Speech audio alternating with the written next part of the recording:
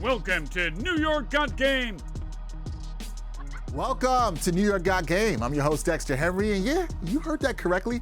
That was the legendary Tim Kitzrow, a.k.a. the voice of NBA Jam, on the intro. You're going to be hearing more of Tim throughout this show. And look, I'm so excited to be hosting this show. As a huge fan of New York hoops, always have been, native New Yorker myself. And on this weekly show, via the New York Post and SNY partnerships, we're going to talk about New York basketball. And look, it's officially basketball season. Both the Knicks and the Nets are going to host their media days on October 2nd, the Liberty. They've advanced to the WNBA Finals, so the basketball vibes, they're pretty good right now in the Big Apple. So on this episode, the very first one, we're going to talk some Knicks, we're going to talk some Nets, we're also going to talk some Liberty, and we've got two amazing guests. So let's tip this thing off. Let's get right to it.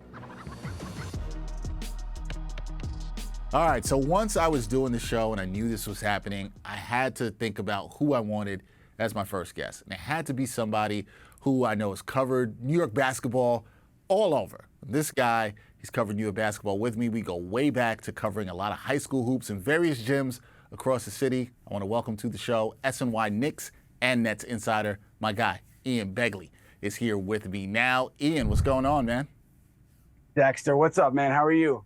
I'm good, man. Good to have you here as the first guest in the show. Always a pleasure to talk to you about New York hoops. So we're going to get right into it. Got a lot to talk about with the Knicks and the Nets. And since the season's rapidly approaching, I wanted to talk to you about the biggest storylines surrounding both New York basketball teams. So let's start with the Brooklyn Nets. 45-37 last season. They made the playoffs, 6th seed. They were swept by the Sixers in the first round. And it's feels like it's a different team with the Nets. Superstars KD and Kyrie are gone. The talk and the energy around the team feels different.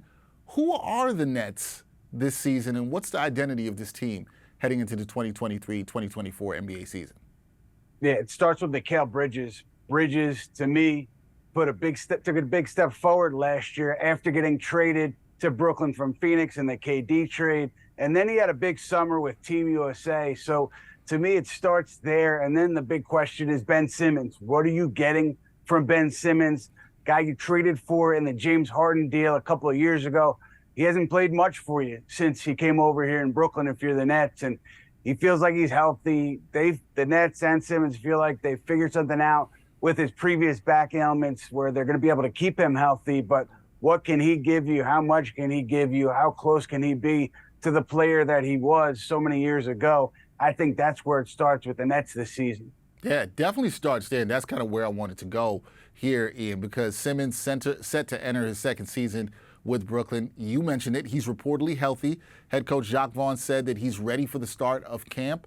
And last season, he didn't look so sure of himself on the court. What should fans expect of Ben Simmons this season? Like, what's reasonable to expect that he can give the Nets this year?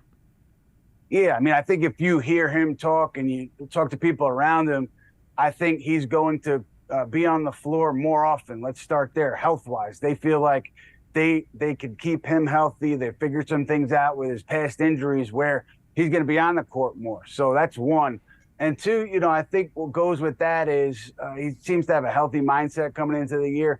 As far as what they could expect from him, I don't even think they know, because they spoke with a lot of caveats, they being Jacques Vaughn and Sean Marks last week spoke with a lot of caveats when talking about Ben Simmons, saying, like, if he plays at a certain level, he will have the ball in his hands. So they expect him to have the ball in his hands. I'm sure that means he'll get a fair share of assists. He should be a very good defender for this Brooklyn team. And I think his defense is probably something that's being overlooked at this point when you're talking about his game, because you're talking about his shot, his free throws, what's he going to do on offense? But defensively, he's strong. And he got a vote of confidence recently, Dexter, from Portland's Damian Lillard.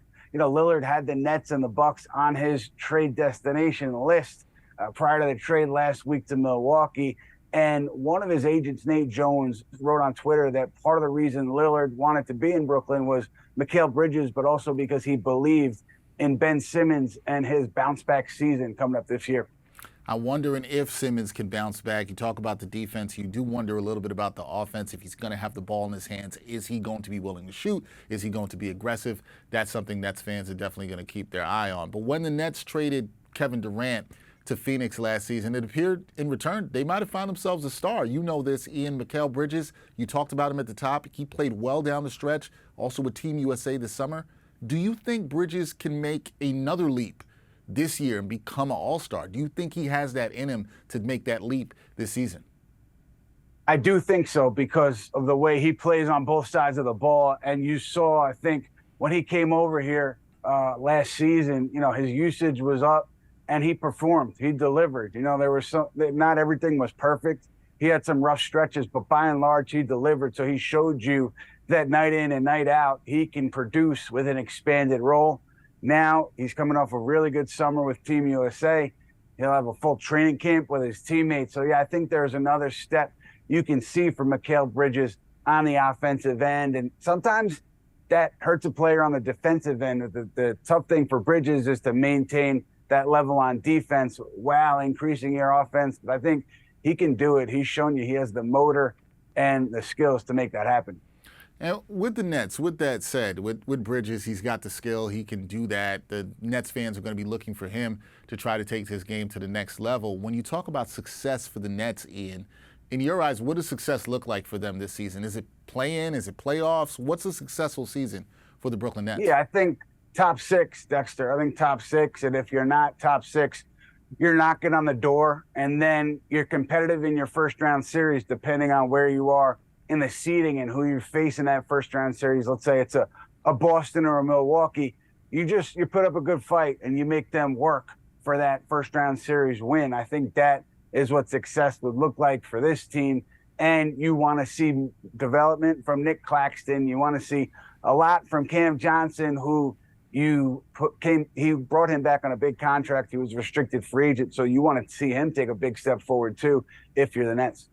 All right, we will see what the Nets can do in 2023, 2024. A lot of change for them coming off of last year. New look team. Nets fans got to be excited about that. Okay, Ian, let's talk about the New York Knicks. 47-35 record last season, fifth in the East. They lost to Miami in the conference semifinals, 4-2. And Knicks fans, you know this. They've been talking for the past few years about the inconsistency of R.J. Barrett. The Knicks he had a very solid postseason, played for Canada in the FIBA World Cup. And we've seen R.J. light it up in the preseason games before, so you don't want to get too excited about that. But is this year, in your eyes, a big year for Broadway Barrett? And which R.J. do you think is going to show up when the regular season starts? Yeah, I'm sure the Knicks would like to see more consistency from RJ night in and night out. He usually starts a little slowly shooting the ball, then he picks it up over the course of the year, but he does hit those rough stretches. So I'm sure that's something the Knicks would like to see this year for Barrett. But where I go with RJ Barrett is I thought last year, the numbers aside, he was asked to essentially take a back seat to Julius Randle and Jalen Brunson. And I think that was a big adjustment for him. And to his credit, I don't think he stepped on anybody's toes. I think he let those guys kind of get their shots and do their thing, and he kind of fit in behind them. And again, that's a big adjustment. So maybe this year, with a year under his belt playing with those two, maybe he's a bit more comfortable, and maybe there are different scenarios with him on the court without a Brunson or without a Randall, where the Knicks have figured some things out and they can bring the best out of RJ Barrett. All right, we will see if he's more comfortable this season. I want to talk about Emmanuel quickly here because the Knicks and IQ, they have until October 23rd to agree on a contract extension. Do you think IQ is going to secure the bag before the start of the season? Will a contract extension get done? Is that very likely at this point? I think so. And because if you look at this thing big picture, right, you don't get an extension done. You have Emmanuel quickly hitting restricted free agency in the summer. And it just kind of can get messy, can get complicated at that point.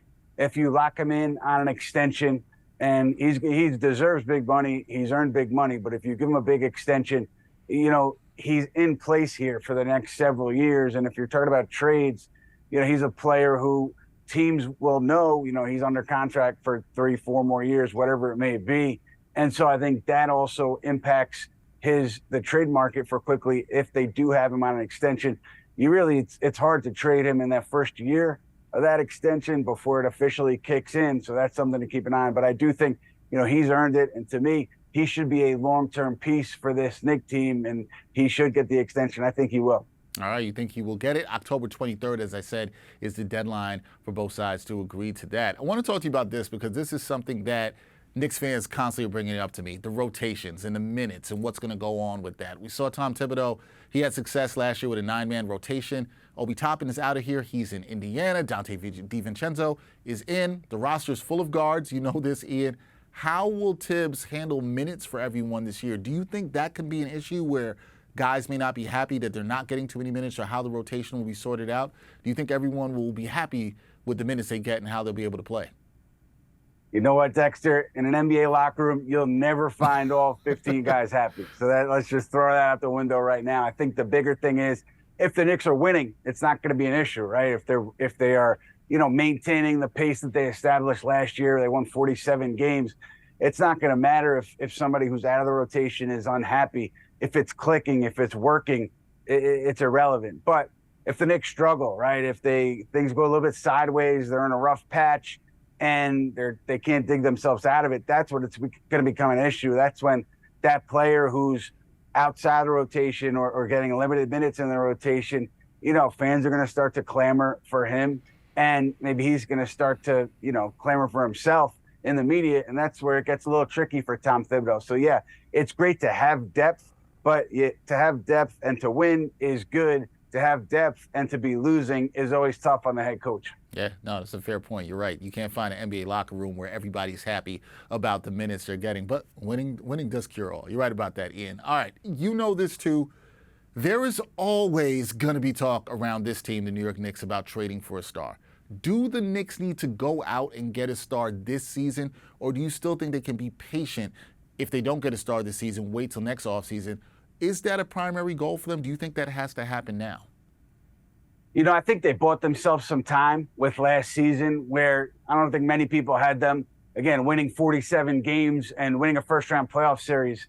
So I do think that they have some rope here where I don't think they feel internally there's pressure to get a big name in here, either, early in the season or before the trade deadline, as long as, again, they're keeping that winning pace where, you could see them around 47, 48, 49 wins. You see them as a playoff team in the East. As long as they're there, I don't think there's going to be internal pressure to make a move. So I think they do have some time here, whether it's the trade deadline or next offseason. But eventually, Leon Rose is going to have to put his chips on the table and bring somebody in here, whether it's whatever we're talking about, Donovan Mitchell. We'll see what happens with Cleveland. Joel Embiid, the situation in Philadelphia is always a little bit shaky right now, I should say. But whoever it is, the Knicks are going to have to be aggressive at some point and make that move. To date, you saw with Drew Holiday, you saw last summer with Donovan Mitchell, they've taken a more conservative approach. Yeah, and I wonder how that conservative approach plays out. But I think you're right. They have some time.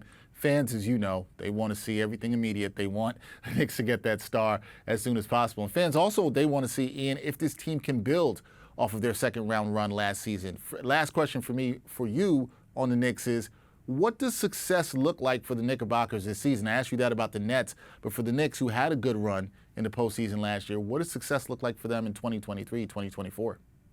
Yeah, I think you want to see, whether it's Emmanuel Quickley, Quentin Grimes, or Mitchell Robinson, even though, Robinson's been around for a while, but you want to see continued development from those guys. And as far as win total, you want to increase it off of 47, right? Or if you're not increasing it, you want to be a higher seed than you were last year. You want to show that you are firmly within that second tier in the Eastern Conference behind Boston and Milwaukee. Assuming Boston and Milwaukee stay healthy, they seem like the clear top two teams in the conference. If you're the Knicks, you want to be right there in that second tier. You can't take a step back. Obviously, you want to keep progressing forward. I don't think, if they get to the second round again and they're competitive, but they lose to a Boston or a Milwaukee, I would think that, internally they would think that's a successful season.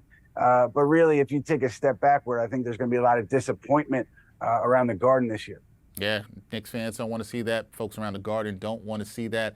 We'll see how all things play out with the New York Knicks. As I said, very successful season last year, 47-35.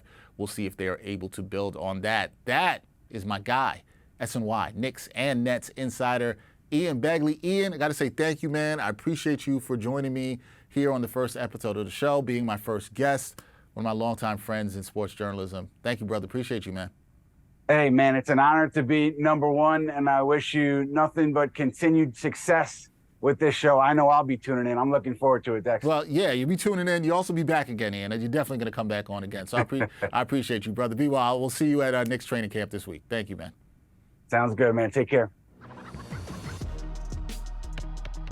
Okay, so as a fan of basketball, one thing I've thoroughly enjoyed this season, is watching the New York Liberty play. They've had a fantastic season, and right now we're going to talk some Liberty hoops. We're going to do it with the Liberty beat reporter for Winsider, also co-host of Pull Up with Myles and Owen.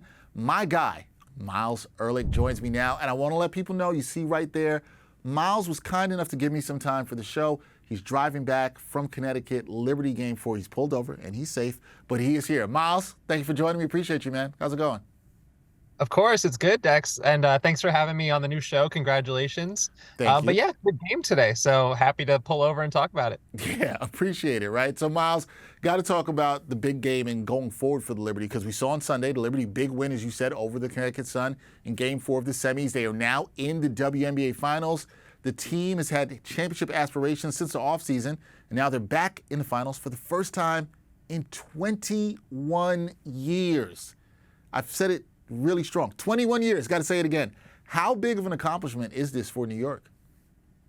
It's a huge accomplishment. I mean, you think about where the expectations were coming into the season. They made all those deals, right? They brought in Jonquel Jones in the trade. They brought in Breanna Stewart and Courtney Vandersloot in free agency. And it was all just leading to this point. And obviously, a lot of that was media narratives, right, that were kind of pushing the Liberty versus Aces. But how often in sports do we have those narratives built that never really follow all the way through? So this is just kind of a perfect scenario for the league, for the franchise. Like you said, 21 years since being in this spot.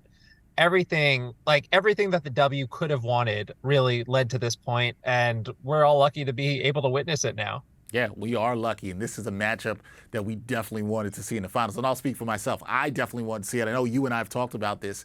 We both wanted to see this happen, so excited for that. We'll get back to that in a second, but I want to ask you this, because you're somebody who's constantly around the team. You're at Barclays Center, where we've seen record crowds this season in the building. What is it like seeing the professional women's game in New York grow to where it is right now before your eyes?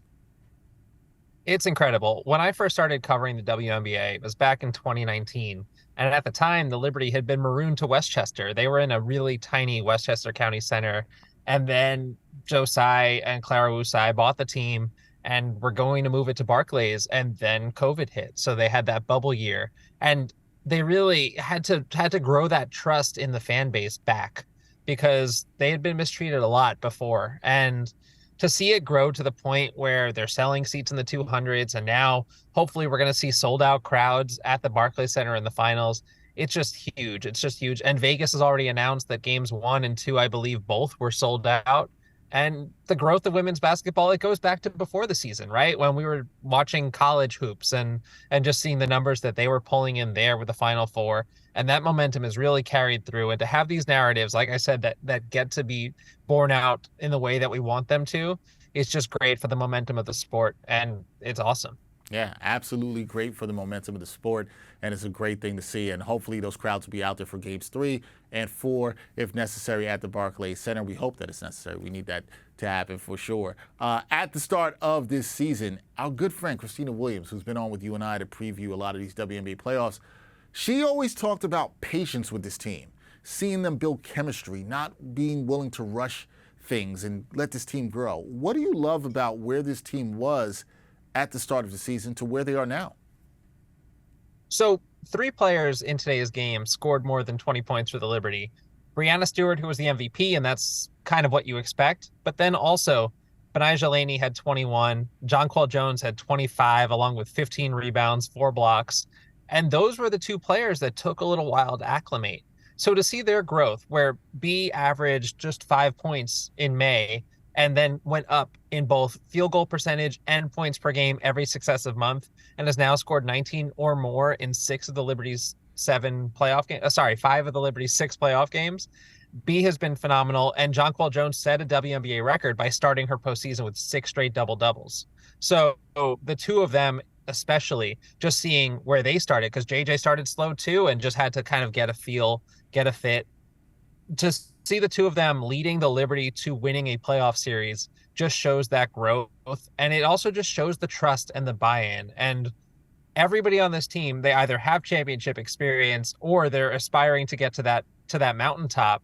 And a player like Jonquel Jones, she's been there before and just hasn't gotten over the hump. So the trust that comes with that in playing alongside Breanna Stewart and playing alongside Courtney Vandersloot, and knowing that those players are you can listen to them, you can know that they've been there before.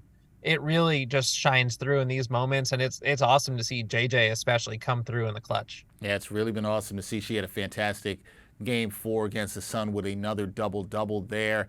And something you had mentioned before, Myles, because you talked about this, a lot of times in sports we want to see great teams and or super teams go up against each other. And sometimes we don't get those matchups. And before the start of the season, I think most W fans wanted to see the Liberty go up against the defending champs, the Las Vegas Aces, in the finals. Well, now we got what we wanted, right? We talked about the growth of the game. How big is having a finals in the WNBA with this much star power? How big is that for women's basketball? It's huge. It's huge because I think that a lot of these narratives that we've talked about that are they can start as media driven, but you have the defending champions, and whenever you have that, there hasn't been a back-to-back WNBA champion in 2 decades. So there's that on the line. And then you have a team that was put together, molded to try to dethrone them, to try to beat the Aces and prevent that. So to be able to have those, you've got I don't love the word super team. I know neither of these teams like it either. So I'm always kind of loath to use that. But to have just the talent on these rosters, to everybody on New York starting 5 has been an all-star. When Candace Parker was healthy, the same could have been said for the Aces too. So just to have this much talent, it's just a great, it's a great example of what this sport is at its best. And I just don't know how you could ask for anything more. Yeah, I don't know how you do it. We got the matchup, as I said, that we wanted. I'm so excited for this. The finals start on October 8th. And speaking of the finals, you and I, we're going to break down the finals later this week. But I got to ask you this here. Do you think the Liberty, do you think that they have what it takes to knock off the Aces in this best-of-5 series? Because they're the defending champs. A lot of people are going to have them as the favorites here. Do you think they have what it takes to get it done? They absolutely do. And I think that something that is going to help the Liberty is that they were so tested in these first 2 rounds.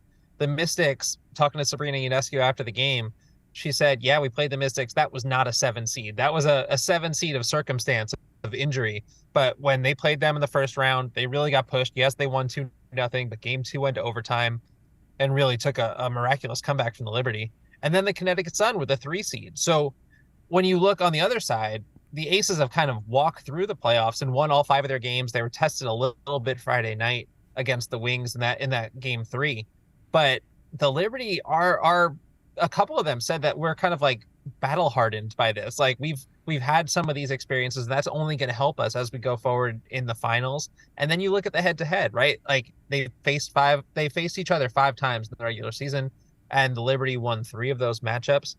I'm just hoping that in the finals we get some closer games, because both sides of this, it feels like they were just lopsided double-digit victories going either way. And I hope that we get a game that was like this game in Connecticut to decide the finals, because these 2 teams, the fans deserve it, these teams deserve it, and it's just going to be just great basketball. Yeah, I think that's what we're hoping for. We wanted the series. We have it now. Starts October 8th, Liberty versus the Aces for the WNBA Championship in 2023. We think it's going to be a good one. I can't wait to be around at Barclays Center, see the energy around this team. That is Myles Ehrlich, who does a fantastic job covering the team for Winsider. Also hosting Pull Up with Myles and Owen. They do a great job on that podcast. Go check that out. Myles, I appreciate you for taking the time, all the hard work you do, pulling over in the car, coming from the game to talk to me on New York Got Game. Appreciate you, man. Thanks so much, Dex. I'll see you at Barclays. Yep, see you. All right, that does it for this week's episode of New York Got Game. I hope you enjoyed my conversations with Ian Begley and Myles Ehrlich. Training camp opens this week, as I mentioned before, for the Knicks and the Nets. The Liberty, they start the WNBA Finals on October 8th. So next week, we're going to have some W talk. We're going to look at some preseason games for the NBA teams in the Big Apple area, as well as some of the best futures bets surrounding both the Knicks and the Nets. Well, guys, it's time to bounce. We'll be back next week with an all-new episode. For my editor, Antonio Oliveras-Nicole, producer Brian Rukowski, and director Brianna Mutsin-Dashiaka, I'm Dexter Henry. And thanks for watching New York Got Game. Boom shakalaka.